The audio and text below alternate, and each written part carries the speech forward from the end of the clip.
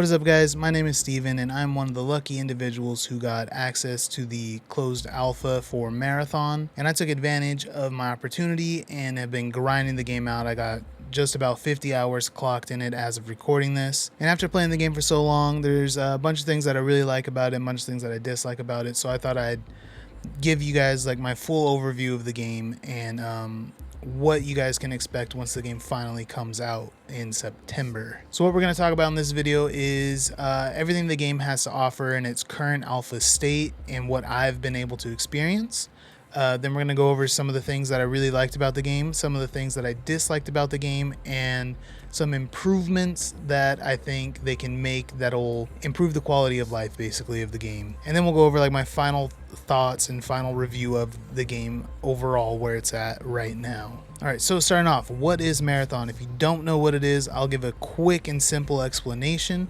It is an extraction shooter made by Bungie. If you don't know what an extraction shooter is, the quickest and easiest way I can explain the gameplay loop is any weapons or armor or any gear at all that you have on your character. When you load into a game, if you die, you lose it, you lose everything, you don't keep anything that you took in. And then vice versa, while you're in the game, any gear, weapons, anything worth any money that you take out, if you can get out successfully without dying, you keep.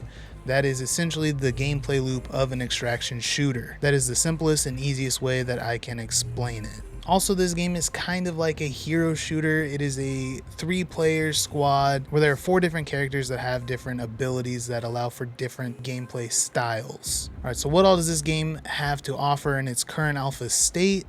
As mentioned just a moment ago, there are 4 different runners that you can choose from: Locust, Glitch, Blackbird, and Void, all which give you a different gameplay style. Some of them are, more movement where you can get in people's faces. There's one that you can go invisible and it's more stealth-like, or one that's like a recon character, like standard hero shooter style characters. Also, there are 3 factions that are available: Cyber Acme, Nucleoric, and Traxxas. These factions are where you are getting all of your upgrades and missions from. They provide upgrades such as faster revive on your teammates that are downed, more stamina, or as this game calls it, heat, larger storage in your stash, different things like that. So as you're going in and doing missions, you're leveling up your factions, unlocking these different upgrades, which you then have to purchase with materials that you are looting while in the raid. So it gives you a lot of stuff to do while you're playing the game. Also, we have 2 maps that are available with this alpha. One called Perimeter, which is a more open, easygoing map. It seems like it's a lot more chill out there, not too hectic. And then there's Dire Marsh, which is more like, it's a marsh. It's kind of swampy and, foggy. That map is a little hectic. It's a little bit smaller. You're in a constant fight from this moment you spawn into UXville. You're shooting things, whether it's the UESC, which are the AI robots, or other teams that are just pushing every gunshot they hear. Dire Marsh is where you want to go if you want to get into some gunfights. Something that this game does really well, actually, is the way they tied together everything from the factions, the maps, and the runners. Quick breakdown of the lore as I understand it as of right now, where I'm at in the missions. The maps take place on a planet called Tau Ceti 4, which used to be populated by these colonies, but everybody has essentially died. There was some sort of contingency outbreak that had killed everyone. And nobody knows how this happened or why this happened. It's all been kept very secretive, and the UESC, which are, as stated earlier, like the bots, it's a separate faction, are down on Tau Ceti protecting these colonies that are still there. They're guarding them, not letting any of the information out, keeping everything very secretive and hush-hush. Where you, as the player, you are a mercenary whose consciousness has been uploaded into essentially like a cloud. And then the runners, the characters with the different abilities, those are a synthetic body that your consciousness is getting put into, and you are working for the different factions, and the different factions are trying to uncover what happened on Tau Ceti. So they're sending you on missions to like go survey the area, go bring back some samples of this, go over here and loot something over here, or intercept these comms over here, different things like that. They're trying to uncover what happened on Tau Ceti 4. That's the simple breakdown that I have for you there. As I understand it, I could be wrong. That's just my understanding of it as of right now. All right, so what are some of the things that I really like about the game? For one, as I was just mentioning, the lore. The way that they've been delivering the lore through the missions is actually really cool. I like the way that as you're doing the missions, you are progressing the story and you're kind of uncovering what did happen on Tau Ceti 4, which is, it's interesting. It's something that I feel like some of the other extraction shooters haven't really hit the mark on. There is lore to the other ones that I've played, but it's not delivered as nicely as they have done here. Another thing that I actually liked about the game is the runners, which was something that I didn't think I was going to like. Having a hero shooter aspect in an extraction shooter game just didn't seem like it was going to be that good. Although I've been having a lot of fun, and they do all provide a pretty unique style of gameplay, but they also have the ability to like synergize with each other, and it makes like the gameplay and the fighting like a lot of fun. Now it does bring a concern that when the full launch comes out and there's a lot of players, there's probably going to be some sort of like meta team to have, you know, like running 2 Blackbirds and a Void or something along those lines, which could cause the game to get stale over time because every fight's going to feel the same. So it's going to be on Bungie to try to mix things up and shift metas around. As it goes with any game that has any sort of PvP element to it, the meta gets formed and it's up to the developers to kind of shift it around and keep the game feeling fresh. Another thing that I really liked about the game is actually the art style. I know that it is a topic that is split right down the middle. Seems like everybody either loves it or they hate it. I'm on the love it side. I think the simplistic look of things is actually really awesome. The interiors of the building are really cool. You really change mood going from one room to the next. The complete environment seems like it's changing. The exteriors are not as nice as the interiors, I will say. Although the devs have said in the alpha build, these aren't the final graphics, but I mean, you hear that a lot in most of the alphas and stuff doesn't change too much, so I guess we're just gonna have to wait and see. But I have high hopes because coming from playing a bunch of Destiny and other Bungie titles, the worlds look incredible. They always have, they always will. I'm not doubting one bit that these maps are going to look amazing by the time the game launches. The gunplay is something else that I've been enjoying a lot. It actually feels good to shoot things. I mean, it's Bungie gunplay. It's something that they're really good at. It feels kind of Destiny. It feels kind of Halo. It just, I don't know, it feels good. Now, I know people are a little torn on it because mouse and keyboard does have a little bit of aim assist on it, which is, you know, a hot topic, I guess. But Bungie is actually taking the criticism and making changes to that currently in the alpha. They ran the first week with the aim assist turned on, got the feedback from the players. A lot of players were saying they don't like it, they think it should be adjusted, they should be turned off. So for the second week of this alpha, they are turning the aim assist off of the keyboard and mouse to gather feedback on that and see if the players prefer that instead of having the aim assist on, which I think is awesome. I mean, it's an alpha test and they're testing things and they're listening to the players and they're making adjustments, trying to see what we like and what we don't like, which is amazing. Another thing that I really like is the sense of progression. It actually feels like you're moving forward in the game and you're actually progressing. As you're finishing your task and you're leveling up your factions, those are unlocking different upgrades for your character. And as you are purchasing these upgrades, it actually feels better in game. So you're actually feeling like you're doing something worth your time.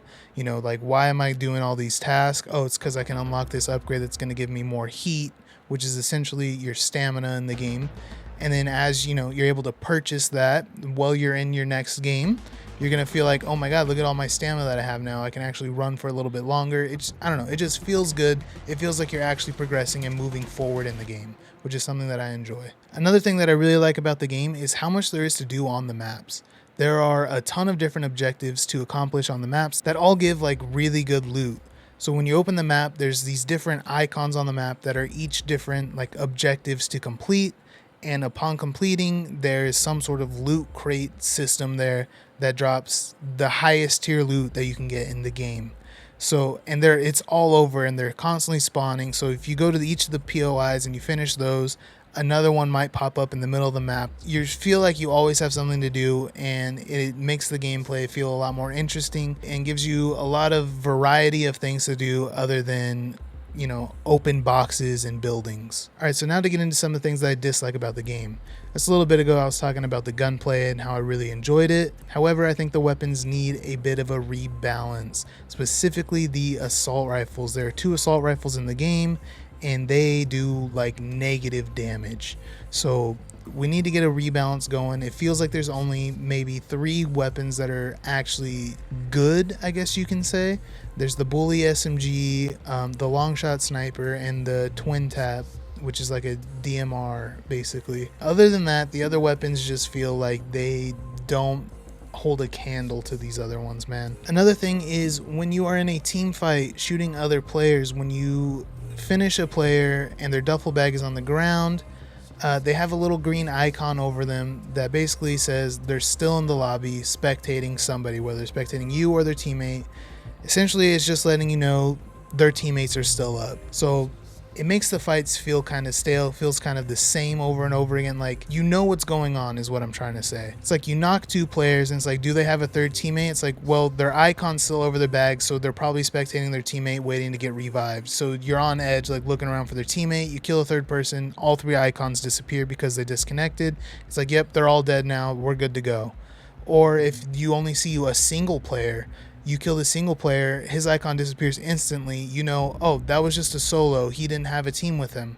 So you don't have to be worried at all. You can just loot his stuff and not have to worry about his team running up, catching up to him, trying to revive him or anything. Because you knew it was a solo player. He's not waiting for anybody. He's out. So I would like to see that get taken away, possibly, because the feeling of knowing what's going on in the fights gets kind of old and kind of boring. I know it might be better for the more, like, I guess, casual players or whatever. It's easier to understand and the fights might be a little more simple, but for someone like myself, I would prefer being on edge the whole time, like knowing that I always got to look over my shoulder. I'm unaware if they have a teammate alive or not. It just makes the feeling of the game a lot more exciting because you don't know what's happening. You don't know what to expect. You're always on edge, and I personally enjoy that. That's one of the better feelings of like the extraction shooters. Another thing that I don't really care for is how often they spawn the UESC or the AI. It feels like you are fighting waves of zombies. Like if you're playing Call of Duty Zombies or something, it's just wave after wave after wave, and it's more annoying than it is a challenge, if that makes sense. I know like the AI is not easy to kill. I'm not saying they're super easy to kill, but just going wave after wave after wave is just more of an annoyance. It doesn't make the game feel like it's harder. I don't know, maybe that's just me, but I think it's just more annoying than it is a challenge. And that's about it for the things that I dislike about the game. There's not too many things that I genuinely do not like, but there are a few things that I think can be changed that will improve the gameplay. For one, when you're in the black market purchasing things such as grenades, there's a limited stock in the black market. Once you purchase them, they go out of stock. I couldn't find a clock anywhere, anything that would tell me when it comes back in stock. So that's something that I would like to see change. Just, something simple where you can see like, okay, I gotta wait, an hour or however long before I can be able to purchase grenades again. As of right now, I just don't know. I'm just in there. I'm out of grenades. I can't buy a grenade. Who knows how long I gotta wait. Not that big of a deal, just a little quality of life thing that I would like to see. Another thing, the chem grenades in the game are the only grenade that is stackable. All the other equipment, like your regular grenades, your claymores, those are not stackable, but the chem grenades are, which I just think is a little weird. I feel like it all should be stackable or none of it should be stackable. All right, so finally, my final overview of the game. Going into it, I was thinking how can this game be different? What are they doing to be different from other extraction shooters? And to be completely honest with you guys, they aren't doing too much that I can see in the current alpha. There's a lot of talk about when the game finally comes out, there's different mechanics that you can do on the maps that are going to unlock a new map that's going to work kind of like a Destiny raid or da-da-da-da-da. These are all just rumors that are out. We don't know about it.